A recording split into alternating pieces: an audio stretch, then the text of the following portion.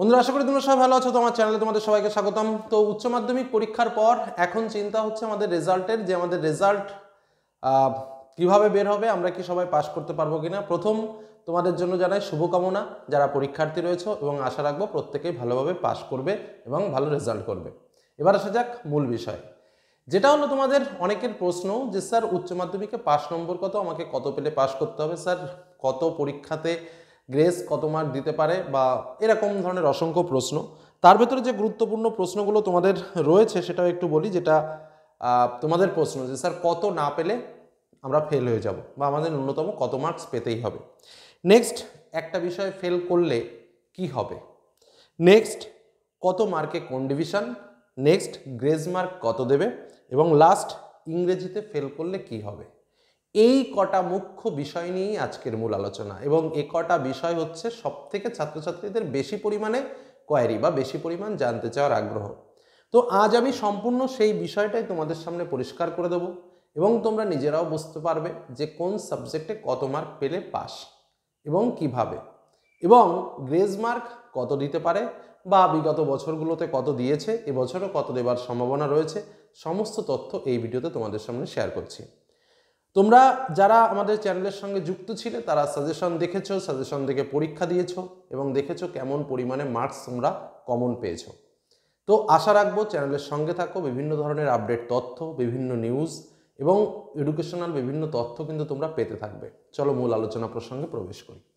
প্রথম আমরা যে বিষয়টা বলবো, উচ্চ মাধ্যমিকে পাস নম্বর কি। আমি এখানে লিখেছি 30%। কথাটা বুঝবে। মাধ্যমিকে কি ছিল একটু তুলনামূলক আলোচনা করতে হয়। মাধ্যমিকে ছিল হচ্ছে 25%, অর্থাৎ মাধ্যমিকে 100-র মধ্যে 25 পেলে পাস ছিল, উচ্চ মাধ্যমিকে 100-র মধ্যে 30 পেলে পাস।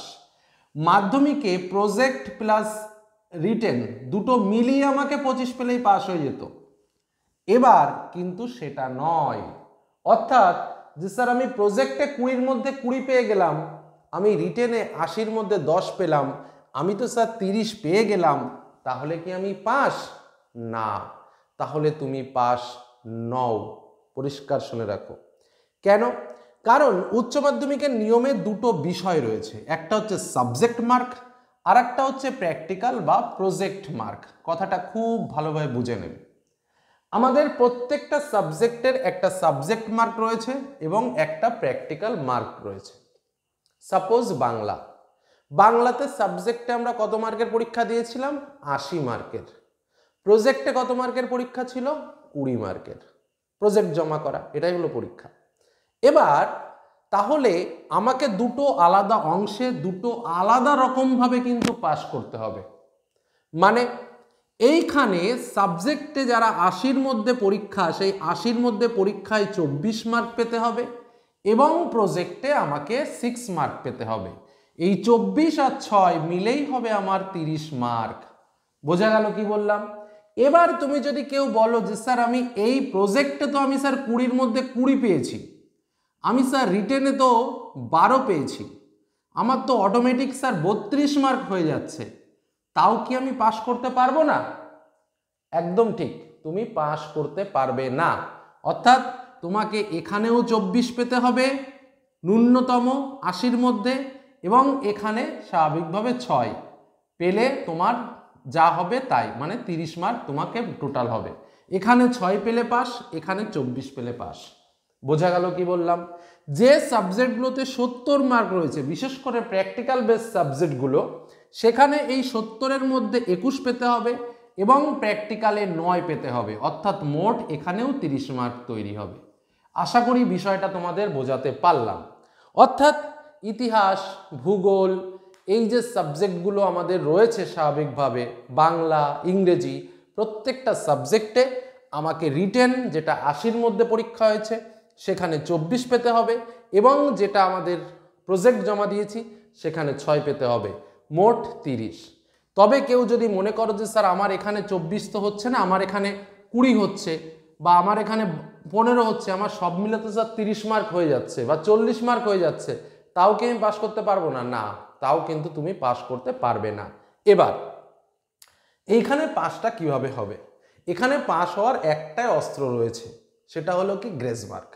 তুমি কোনো কারণবশত এখানে মনে করো তোমার 24 পেলে তুমি পাস, সহজ কথা বোঝার চেষ্টা করো, তুমি পেয়েছো 20, কথাটা ভালোভাবে বুঝে নেবে, তাহলে তোমার আরও 4 মার্ক লাগবে। স্বাভাবিকভাবে এই ক্ষেত্রগুলোতে এই 3 বা 4 যদি কম থাকে, কথাটা ভালোভাবে বুঝবে, তাহলে স্বাভাবিকভাবে 3-4 মার্ক দিয়ে তোমাকে পাস করিয়ে দেওয়া হতে পারে, একটা সম্ভাবনা রয়েছে। অর্থাৎ থিওরি পার্টে যদি তুমি ন্যূনতম 20 মার্ক পাও তাহলেই কিন্তু তুমি পাস। তুমি যদি 20 মার্কের কম পাও 80 সাবজেক্টের মধ্যে, তাহলে কিন্তু তুমি পাস নও। পরিষ্কার কথা শুনে নাও, তাতে অনেকে অনেক রকম কথা বলবে, যেটা বাস্তব আমি তোমাদের সেটাই বলি।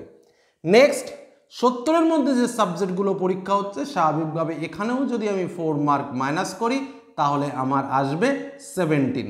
এই 17 মার্কের নিচে যদি তুমি পাও তাহলে কিন্তু মনে করো এই সাবজেক্টগুলোতেও, যেগুলোতে 70 রয়েছে সেগুলোতে তোমাকে ন্যূনতম 17 পেতে হবে, আর যেগুলো 80 রয়েছে সেগুলোতে ন্যূনতম তোমাকে 20 পেতে হবে, যদি গ্রেস মার্ক 4 মার্ক দেওয়া হয় সেক্ষেত্রে। বোঝা গেল কি বললাম আমার কথাটা? তাহলে একদম বেসিক যে কথা, স্যার কত মার্কে পাস? 30 মার্কে পাস, কিন্তু 30 মার্কের মধ্যে থিওরিতে পেতে হবে 30%, প্র্যাকটিক্যালে পেতে হবে 30%। অর্থাৎ 80-র মধ্যের পরীক্ষায় আমরা প্রজেক্ট যা জমা দিয়েছি সেখানে আমরা অবশ্যই বেশি পাবো, সেটা নিয়ে আমাদের টেনশন নেই। 80 মার্কের পরীক্ষায় যেগুলো আমাকে ন্যূনতম 24 পেতে হবে, এবং 70 মার্কের যে সাবজেক্টের পরীক্ষা দিয়েছি তাতে ন্যূনতম 21 পেতে হবে। আর যদি ফেলের মতো কন্ডিশন হয়, সরকার থেকে স্বাভাবিকভাবে 3-4 মার্ক পর্যন্ত ধরা যেতে পারে যে গ্রেস মার্ক দিয়ে উত্তীর্ণ করতে পারে। আমরা যদি সে হিসেবেও ধরি তাহলে 80 মার্কের মধ্যে যে পরীক্ষা, সেই 80 মার্কের পরীক্ষায় আমাকে 4 মার্ক যদি গ্রেস দেয় তাহলে আমাকে 20 পেতে হবে, আর 70 মার্কের যে পরীক্ষা, সেই 70 মার্কের পরীক্ষাতে 4 মার্ক গ্রেস দিলেও আমাকে 17 পেতে হবে। বোঝা গেল কি বললাম? এই হলো মূল পাস করার ফর্মুলা। প্রথম পার্ট আমি শেষ করলাম, আশা করি বিষয়টা ক্লিয়ার। নেক্সট, এবার আসা যাক যে স্যার আমার তো 6টা সাবজেক্ট, অনেকের 6টা সাবজেক্ট রয়েছে, অনেকের 5টা সাবজেক্ট রয়েছে। প্রথম কথা, স্পষ্ট কথা বলে রাখি, যার 5টা সাবজেক্ট রয়েছে, যার 5টা সাবজেক্ট রয়েছে তার 5টা সাবজেক্টেই পাস করতে হবে। সে যদি কোনো একটা সাবজেক্টে ফেল করে তাহলে সে ফেল, একদম স্পষ্ট কথা শুনে নাও। যার 5টা সাবজেক্ট রয়েছে তাকে 5টা সাবজেক্টেই পাস করতে হবে, কোনো একটা সাবজেক্টে ফেল হলেই সে ফেল। বোঝা গেল? সেটা নিয়ে আর বিষয় নেই। নেক্সট, যাদের 6টা সাবজেক্ট রয়েছে, কথাটা আমি তোমাদের স্পষ্ট করে একটু বুঝিয়ে দিচ্ছি, আশা করি এই পার্টটা তোমরা বুঝতে পেরেছো। এই পার্টটা আমি একটু মুছে দিয়ে বোঝাচ্ছি তোমাদের। কি বললাম? যাদের 6টা সাবজেক্ট রয়েছে, কি কি? একদম কমন সাবজেক্ট আমি লিখে নিই, বাংলা, ইংরেজি, এর সঙ্গে এ বি সি ডি, আমি জাস্ট এই সাবজেক্টগুলোর নাম লিখলাম অ্যাজ এ মানে একটা কোড দিয়ে। মোট 6টা সাবজেক্ট রয়েছে। মনে রাখবে এই 6টা সাবজেক্টের ভেতরে বাংলা এবং ইংরেজি এ দুটো কিন্তু বাধ্যতামূলক, অর্থাৎ তোমাকে পাস করতেই হবে, বাধ্যতামূলক পাস তোমাকে করতেই হবে। আর যে 4টে সাবজেক্ট রয়েছে, এই 4টে সাবজেক্টের মধ্যে তুমি যে কোনো একটা সাবজেক্টে, এনি সাবজেক্ট, ধরো এই বি নামক সাবজেক্টে তুমি ফেল করলে সেক্ষেত্রেও তুমি পাস হয়ে যাবে। বোঝা গেল কি বললাম? ধরো সি নামক সাবজেক্টে ফেল করলে সেক্ষেত্রেও তুমি পাস হয়ে যাবে। মানে এই 4টে সাবজেক্টের মধ্যে তোমার 3টে সাবজেক্ট মেইন, এই 3টে হচ্ছে মেইন সাবজেক্ট, যে কোনো 3টে। যদি কোনো সাবজেক্ট ফেল হয় সেই সাবজেক্টটা অ্যাডিশনাল হয়ে যাবে, ফেল সাবজেক্ট হবে হচ্ছে অ্যাডিশনাল। বোঝা গেল কি বললাম? তাহলে এই 4টের মধ্যে যে কোনো 3টেতে তোমাকে পাস করতেই হবে। তুমি যদি এই 4টের মধ্যে 2টোতে পাস হও আর 2টোতে যদি ফেল হও, বা 2টো সাবজেক্ট যদি ফেল হয়ে যায়, তাহলে কিন্তু তুমি ফেল হয়ে গেলে। মানে মূল কথা, বাংলা ইংরেজি তোমাকে পাস করতেই হবে, এবং এই যে 4টে সাবজেক্ট যাদের আছে, এই 4টের মধ্যে যে কোনো 3টে সাবজেক্টে কিন্তু পাস হতেই হবে। অনেকেই প্রশ্ন করে যে স্যার আমি যদি ইংরেজিতে ফেল করি তাহলে কি আমি পাস করব না? আমি সব সাবজেক্টে পাস করলাম, ইংরেজিটা কি অ্যাডিশনাল হবে না? ইংরেজি এবং বাংলা বা মেইন দুটো ল্যাঙ্গুয়েজ সাবজেক্ট কখনো অ্যাডিশনাল হয় না। বাংলা ইংলিশ এটা সবসময় মেইন সাবজেক্ট। আমরা যখন মার্কশিট পাবো, মার্কশিটে এরকম কলম করা থাকে মেইন সাবজেক্ট, তারপরে তোমার নিচের দিকে থাকে অ্যাডিশনাল সাবজেক্ট, এরকমভাবে আলাদা আলাদা করা থাকে। তো আমি সেটাই বলছি যে বাংলা ইংলিশ কম্পালসারি এবং এই চারটের মধ্যে তিনটে তোমাকে পাস করতেই হবে। বোঝা গেল? যদি কোনো একটা সাবজেক্টে ফেল করো, যাদের 6টা সাবজেক্ট আছে, সেক্ষেত্রে কোনো সমস্যা নেই, কিন্তু বাংলা ইংলিশ পাস করতেই হবে। আশা করি বিষয়টা পরিষ্কার বুঝতে পারলে।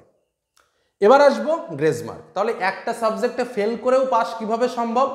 যদি তোমার 4টে সাবজেক্ট থাকে এবং এই 4টে সাবজেক্টের মধ্যে কোনো একটা সাবজেক্টে ফেল হয়, কিন্তু বাংলা ইংরেজি যদি তুমি পাস করা থাকে, তাহলেই তুমি একটা সাবজেক্ট ফেল করেও পাস হতে পারো উচ্চ মাধ্যমিকে। ওকে, এবার স্যার কত মার্কে কোন ডিভিশন সেটা একটু বলে দিই, তাহলে আশা করি আলোচনা আমাদের শেষের দিকে পৌঁছে যাবে। স্বাভাবিকভাবে আমাদের 150 মার্ক পাস টোটাল যদি আমরা সব ওরকমভাবে পাই, কিন্তু 150 পায় না, সবাই অনেক বেশিই পায়। পেতে গেলে অনেক বেশিই হবে, কারণ ন্যূনতম আমাকে এখানে 24 করে পেতেই হবে। মানে আমরা যদি বেসিকই ধরি, তাহলে 24 গুণ তোমার 5, এই সাবজেক্টটা তো ন্যূনতম আমাকে 5 মার্ক পেতেই হচ্ছে। মানে 5 হচ্ছে 20, মানে 130 মার্ক তোমার এখানে নর্মালি পেতে হচ্ছে। আর প্রজেক্টে 5 সাবজেক্টে কম করে পেলেও আমি 15 করে যদি ধরি, তাহলে 5 15 তোমার 75, তাহলে 75, মোটামুটি 210-এর নিচে উচ্চ মাধ্যমিকে খুব একটা নম্বর হয় না, যে কারণে উচ্চ মাধ্যমিকে 5 ডিভিশন মার্কটা খুব বেশি হয়। যাই হোক, সেটা আমার দরকার নেই। টোটাল মার্ক বেস্ট অফ 5, যে সাবজেক্টগুলোতে তুমি হাইয়েস্ট পেলে সেই সাবজেক্টগুলো যোগ করে যদি দেখো 150 থেকে 224-এর মধ্যে এসছে, তাহলে থার্ড ডিভিশন। 225 থেকে 299-এর মধ্যে আসলে সেকেন্ড ডিভিশন। 300 থেকে 374-এর মধ্যে আসলে 5 ডিভিশন। 375 বা তার থেকে বেশি পেলে স্বাভাবিকভাবে স্টার মার্ক হয়। তো এই হলো আমাদের মূল আলোচনা, এবং এই আলোচনার মধ্যে কিন্তু আমরা প্রত্যেকটা বিষয় বোঝানোর চেষ্টা করেছি যে কত মার্কে কোন ডিভিশন, কত মার্কে পাস, কিভাবে পাস করতে হয়, একটা সাবজেক্টে যদি ফেল হয় সেক্ষেত্রে কীভাবে, প্রত্যেকটা বিষয়। এছাড়াও যদি তোমাদের কোনো এক্সট্রা কোয়ারি থাকে অবশ্যই তোমরা কমেন্টে জানিও, চেষ্টা করবো তোমাদের কমেন্টের উত্তর করার। আর আলোচনা যদি ভালো থাকে অবশ্যই নিজে জানো এবং বন্ধুকে জানানোর চেষ্টা করো, যার জন্য অবশ্যই শেয়ার করো। যারা চ্যানেলে এখনও সাবস্ক্রাইব করে পারোনি অবশ্যই সাবস্ক্রাইব করো। ধন্যবাদ।